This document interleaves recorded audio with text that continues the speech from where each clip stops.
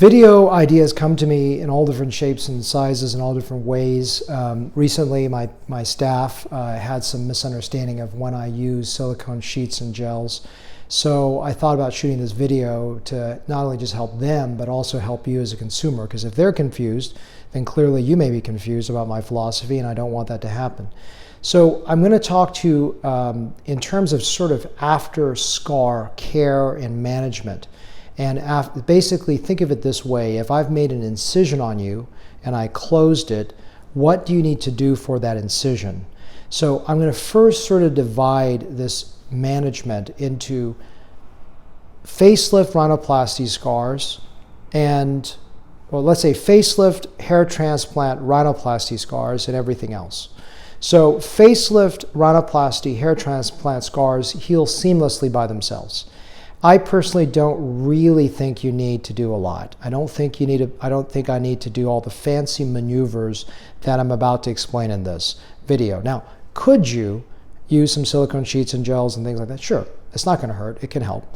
But most times, a rhinoplasty, facelift, and hair transplant scar heals so well that nothing else really is needed. And they're hidden in areas that are quite discreet. Where I worry about a scar is a scar that is in a more obvious area, such as if I do a scar revision, or I make a mole removal on the forehead, or some other area that's more obvious, where you really can't hide that incision easily, and someone may say, hey, what's that on your forehead over there? Those scars are more worrisome to me. And if you listen to my mole removal videos and things like that, where I go into detail about scar management, this is a very similar component, but it has to do with scars somewhere that I'm worried about it healing perfectly. So how do I manage those kind of scars, and what do I do? So the first principle in the first week is going to be hydration. I like to keep Aquaphor or Vaseline, even Crisco on it, something that's moist. That moisture barrier allows epithelialization, fancy word for new growth on the outside skin, to happen in the best way possible. Now, I do that for all my rhinoplasties, facelifts, everything, except hair transplants. I don't really do that. But anything like those areas, I keep them moist for optimal healing. So that actually is the same for rhinoplasty, facelifts. I like to keep it moist for that week. After 7 days, about 10 days out, regardless if there are sutures or not, I like to start using silicone sheets and gels on the incision for optimal healing. What are silicone sheets and gels doing, and where can I get them? So I sell them in my office, and as a financial disclosure, I did develop a product myself called Scar Smart, 2 words, on Amazon. So if you are there, I hope you support my product that I've created that I think is very high quality medical grade sheets and gels. When do I do sheets? When do I do gels? What are they doing? How long do I do it for? How long per day do I need it, etc.?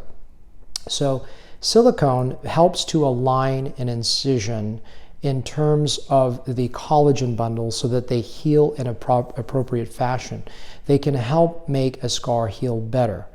As I said, for facelifts and rhinoplasties, if you want to do it, you can, but generally speaking, it's not critical because they heal so darn well that I'm usually not even worried about it. But you can. Some people want to do everything they can, and they do it. So first of all, for what I try to do for I forgot to mention this, is at the end of a mole removal or scar revision, I usually put Botox in there. I don't do that for facelifts and other areas because they heal so well. Just waste of Botox. But in areas that are more discreet, I'll put some Botox. It really modulates that scar very, very well. But in terms of secondary things, the silicone, what it's doing is that you don't want to keep using that thick Vaseline moisture after a week, because it can macerate the wound, which basically means it can be like if you put your hand in the pool too long, if it's too wet, a wound can just basically disintegrate. So you don't want to use a thick moisture after about 7 days. But what you do want to do is you can do light hydration, like some Cetaphil, Ova1 products, whatever it may be. But what you want to do is that silicone barrier can help. So what is the silicone barrier? Sheets versus gels. To me, sheets do heal a little better the wound than the gels, but the problem with sheets is 2 things. They're more highly visible because they are a sheet sitting on your face like a Band-Aid, and the gels are clear, so they are more discreet. So gels have the advantage of becoming more invisible, and the sheets have the advantage of healing a little bit better.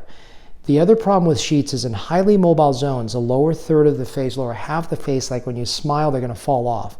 So more static zones, especially if you had Botox and other areas that are that stay better, the sheets do better. So some people do sheets while they sleep and gels during the day. In general, I like about 8 to 12 hours a day of of some kind of silicone on the incision if possible. Don't have to. If you do it for 3 to 4 hours, it's still going to help, or 2 hours. But in general, 8 to 12 hours is good. And if you leave it on for 24 hours, it also can help. But you want the wound to breathe a little bit. So sometimes alternating sheets and gels can be very helpful, and you figure out which one's going to work well. Sometimes the sheets just, as I said, in the lower face, simply just fall off, so don't worry about it. Let's just do gels. Just use a silicone gel, and you can use it for, half the day or whatever it may be. If you want to use it all the time, you can. It's not going to hurt it. But the gels and the sheets are two ways to help minimize scar therapies.